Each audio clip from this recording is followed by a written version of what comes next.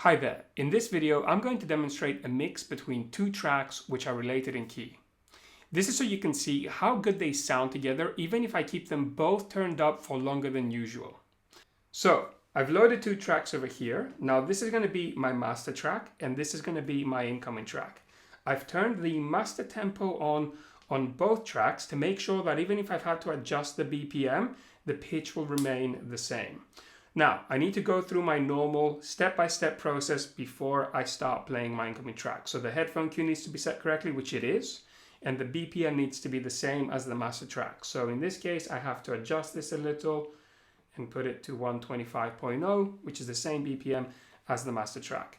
Now, I do want to mention that I will be utilizing a few of the techniques I've taught you so far in the course, including using the EQs and potentially using the beat effects. But the main purposes of this video is to show you that mixing in key can substantially increase the quality of your mixes.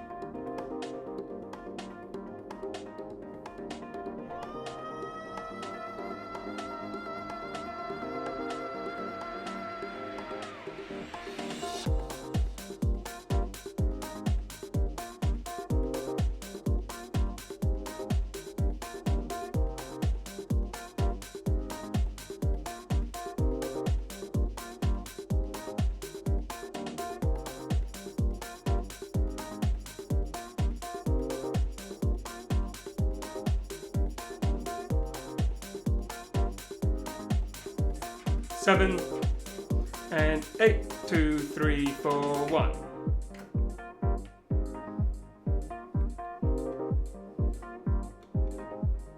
And 5.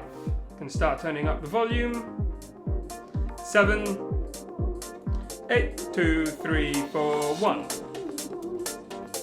I just want you to notice how pleasant this vocal sounds played over this track over here. And that's only because the tracks are related in key.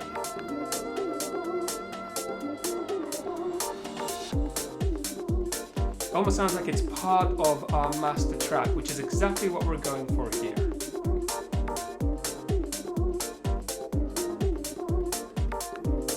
And with this, I can actually start to play around a bit with the fader.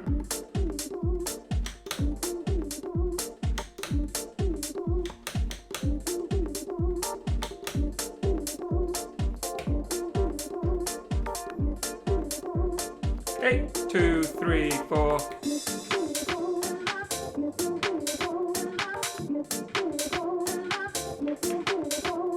Still sounding good. 7. I'm going to fade this one out. 8, 2, 3, 4, 1. And we're fully into our new track. And there you have it. When you mix two tracks which are related in key, you can let them play on for longer and actually start to play around with the faders, bring them in, take them out, and have fun. So I hope you learned something from this video, and I'll see you in the next one. Take care.